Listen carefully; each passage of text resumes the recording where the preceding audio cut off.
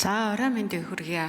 Энэ улсын төсвийн хөрөнгө оруулалтаар төсөл арга хэмжээг санхүүжлэх талаар авч хэрэгжүүлэх зарим арга хэмжээний тухай тогтоолын төслийг үл дэмжиж байгаа.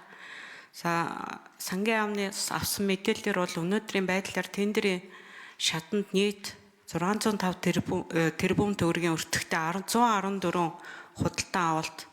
За мөн тендер нь огт зарлагдаагүй 40 тэрбум төгрөгийн өртөгтэй 18 худалдан авалт байна гэсэн тийм мэдээлэл харсан.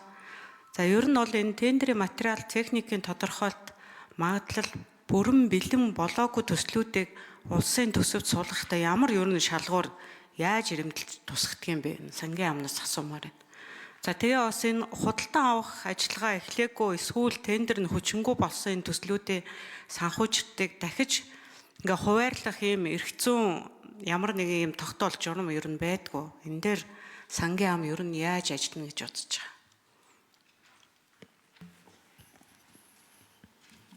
За хин хариулт ажлын хэсэг 3 дугаар микрофон.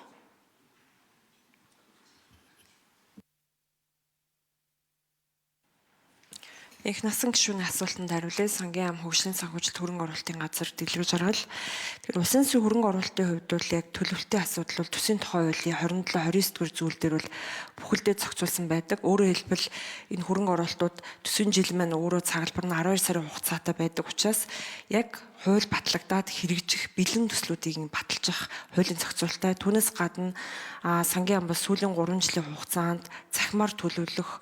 За дээрэс нь яг энэ хуульд байгаа шаардлагаас гадна шалгуур үзүүлэлтүүдийг хангах төслүүдийг эдийн засгийн болон нийгмийн үр ашгийг тооцож юм төлөвлөхөөр зохицуулсан байгаа. За энэ хүрээнд 26 оны төсвийн тухай хуульд бол нийтдээ 738 төслийн 249 нь бол 296 нь бол шинээр хэрэгжих төслүүд байгаа.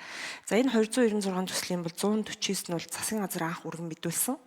За үүн дээр бол улсын хурлын хилцүүлгүүрийн явцад бол 155 төсөл нэмэгдсэн байгаа. Тэгэхээр 5 сарын 31 буюу төрийн эмнэлтийн тухай хууль 22 онд батлагдахдаа бид нар ямар зохицуултыг хийсэн бэ гэхээр яг барилгын удирдлын сар бол 7-8 сар байдаг учраас 5 сарын 31 гэхэд бүх ажлууд гэрээ хийгдээд түүнээс хойш зөвхөн гүйцэтгэл явж авах тэгжиж тухайн жил батлагдсан санхүүжилтээ авах юм хууль зүйн зохицуулт хийсэн боловч зарим төслүүд хуулийн шаардлага бүрэн хангахгүй батлагдаж байгаас үүдэн худалдаа хуучлага зохион байгуулах хугацаанд амжихгүй байх юм эрсдлүүд байгаа. Яг энэ төрийн эмнэлтийн хуулийн энэ заалт бол өнгөрсөн оноос хэрэгжиж эхэлсэн. Тэгээ 25 оны хувьд бол 535 тэрбум төгрөгийн хөрөнгө оруулалтын төслүүд бол хэмнэлтэнд орж исэн. За дээрэс нь яг энэ батлагдсан төслүүдийн хүрээнд бол санхүүжилтийн зохицуултыг хуулийн зохицуулт байдаг. Төсвийн тухай хуулийн 11-14 дээр бол батлагдсан төслийн арга хэмжээний гүйцэтгэлтэй уялдуулаад санхүүжих дүн хооронд нь зохицуулт хийж яг төслүүдийг давсан гүйцэтгэлийг санхүүжүүлэх буюу тухайн онд нь ашиглалтанд оруулах бол хууль зүйн зохицуултууд байгаа. Тэгэхээр яг хөрөнгө оруулалтын төслүүд бол яг хугацаанд амжихгүй байх, өртөг нэмэгдэх гол үндслэл зураг төсөлтэй холбоотой, бэлтгэл ажлуудтай холбоотой. Зарим төслүүд бол хууль дээр батлагдсан хэрнээ газрынхын асуудал хүртэл бүрэн шийдэгддэггүй, эсвэл батлагдсаныхан дараа газрыг нь өөрчилдөг ч юм уу ийм асуудлууд бол дийлэнх байдаг. За энэ насан гишүүн тодруулж асууя. Тэгэхээр төрөний нөгөө 114 худалдаа авалт бол тендерийн шатанд байна гэж шүү дээ. Энэ хэмнэлтийн хуулиар бол за 18 бол бүр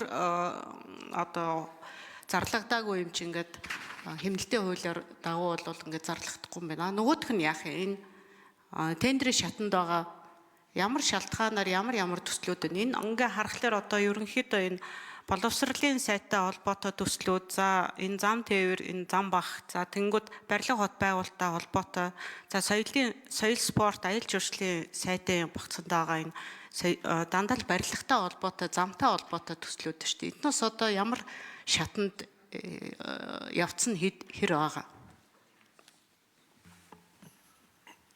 За 3 дугаар микрофон ажлын хэсэг хариулъя.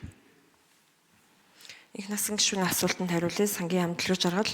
Тэгэхээр худалдаа хөрөнгө оруулалтын төслүүд бол бид төсвийн тухай хуулийн шаардлагуудаар төлөвлөөд хэрэгжилт нь бол худалдаа хожлогын тухай хуулиар явдаг. Тэгэхээр яг худалдаа хожлогын шатанд явж байгаа төслүүд бол яг 5 сарын 31-ээр эцсийн байдлаар гэрээ хийгдээгүй бол хэмнэлтэнд орно гэсэн. Санхүүжих 26 оны төсөвд батлагдсан тэр төслийн арга хэмжээ бүхэлдээ хэмнэлтэнд орно. Тэгэхээр хууль дээр бол хэмнэлтийн хууль бол худалдаа хожлогоо бүрэн дуусах буюу гэрээ хийгдсэн байх ёстой л гэдэг заалт байна. За. За, булааны бээсийн гишүү асуултаа асууя.